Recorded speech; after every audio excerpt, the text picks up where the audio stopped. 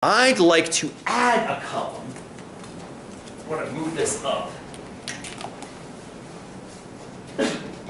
Gesundheit. I'm going to create a column over here. And I don't know if you caught the title of the column in the Excel spreadsheet. It was P of X. Did you catch that little labeling? P of X. I don't know if you caught that, but it might have gone by kind of quickly as we were looking at the pizza pie slices and not the numbers. P of X. What do you think P stands for? Probability. Absolutely. If you want to call it percentage, go ahead. If you want to call it proportion, go ahead. Probability is probably the easiest word to use because it's probably fresh on your mind from your last project. What do you think probability of X means? How likely? One of those numbers. One of these numbers, exactly. Stick that number in. So it's kind of like Math 111 in all the best ways.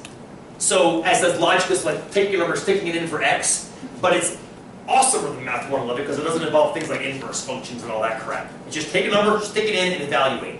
Now, these are all going to be what, theoretically? 1 out of 6, 1 out of 6, 1 out of 6, 1 out of 6, 1 out of 6, and 1 out of 6. Theoretically speaking, that's what they should be.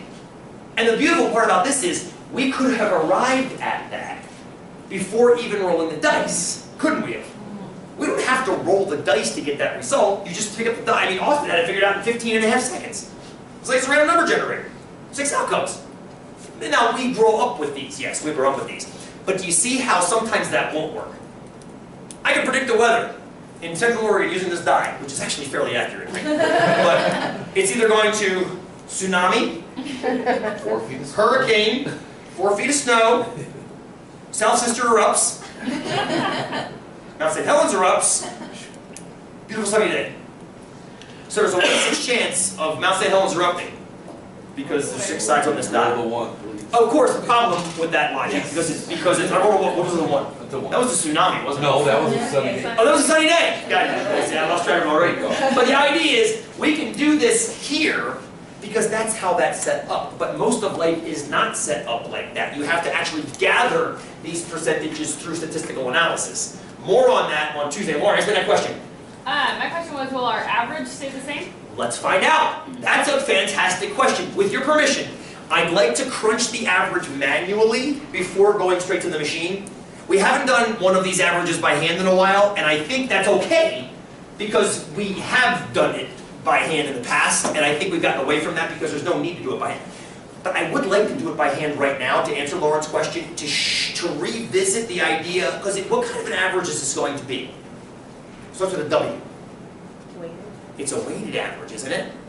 Now granted, all the weights are the same. It's uniform, but it's still a weighted average, isn't it? When the TI did the average of our original distribution, it did that times that, plus that times that, plus that times that, plus that times that, divided by 282. So I see some heads going, oh yeah, I remember that. It's doing it for us very quickly, and I like that it's doing it for us very quickly because it gets annoying after a while. But there's something really, really slick that's at work here. Let's swing over to the sideboard. And because we're going to be using these terms a lot, I'd like to define a couple things before your average, Lauren, if that's okay with you. Just before we get into that average, I want to talk about the names, those things, that thing I just drew 2 green boxes around. That thing I drew 2 green boxes around is a distribution. It's a very special kind of distribution called a probability distribution. And this is what we're going to spend all the rest, actually, you know what?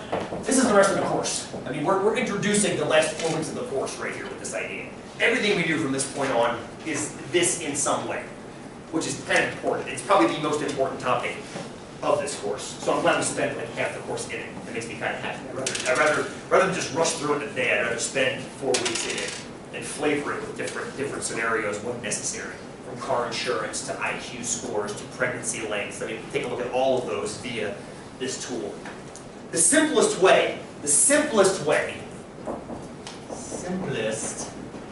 visualization is one we've already done. And I love it because the simplest visualization you guys came up with. Making a T-table and then slapping our probabilities on the other side of it. It's freaking fantastic. I mean, you've been seeing it for 6 weeks. Here's a bunch of, you saw it in this quiz you just turned in. You saw it twice. You saw it on this one. It was graphical form, but there was a frequency distribution there, yes? And then you also saw it on the other one, I think you guys also turned in the quiz with just, whatever the hell it was. It was the one with the, here's a frequency distribution, what's the average, what's the standard deviation? I mean, that's essentially the same thing, but if you change the frequencies to relative frequencies or percentages, they become probabilities, and it's the same exact idea. So the idea is the simplest possible visualization is the one you're already used to. You put an X column, and you put a P of X column. That's it. You fill up this X column, as Natasha said earlier, went like this earlier. I remember Oh, what we done. yeah. Right, because you know what they're going to be. You know what these outcomes are going to be. Smallest, largest, and everything in between. But what don't you know? How many times? Right. On each trial, how many times you're going to get. You don't know how frequently it's going to come up. You don't know which one's going to happen first. I mean, imagine if I gave Carolyn a die and I said, here's a die, my friend. You go ahead and roll a die. If you roll a 3, I'll give you an A for the rest of the course, stay home, blah, blah, blah. You roll anything else, I fail you. 3! Boom! Hey, get out of here. How many of you would take that bet? Jacob, I'm done. But the thing is that you don't know what's going to happen. Carolyn's pretty happy right now. But so you know something. You know which events can happen. You just don't know when. That's why I love the term for this. This X is called a random variable. And I love that. It's called a random variable. The randomness is kind of given. I mean, you know why it's random, because you don't exactly know what's going to happen each time. You know somewhat, you know a range of what can happen each time, but you don't know what precisely is going to happen each time. That's why it's variable. That's why it's variable. So your job in the X column is your job is to list all those values of the random variable. You'll get really good at this very quickly, especially by Tuesday, and then definitely by Thursday. Go so far? Okay? And the P of X column, that P of X column, is just the likelihoods of those random variables. And this is the truly interesting part, because sometimes we can get them through context, and sometimes we've got to get them through statistics.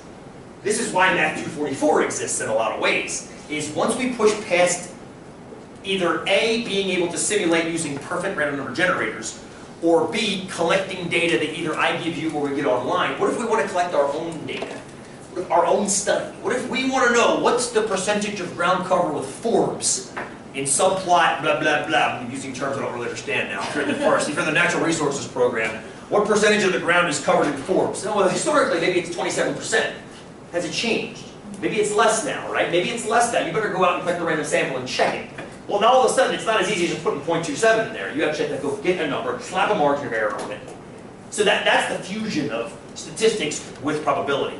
The random variable is you go out, you knock out subplot center, you start walking out from it, and you start counting. Well, depending on where subplot center falls, that's going to govern what you see, right? So the randomness is where subplot center falls. Everything else is a foregone conclusion. But there's still that element of a die roll as to where subplot center falls. Is that kind of, and this applies not just to natural resources, honestly, it applies to everything. You go to a kindergarten classroom, and you're trying to figure out what percentage of those kids are reading at or below grade level, right? That's going to depend on what classroom you end up in, which should be randomly assigned. So there's a die roll. The die roll is what classroom you get put into.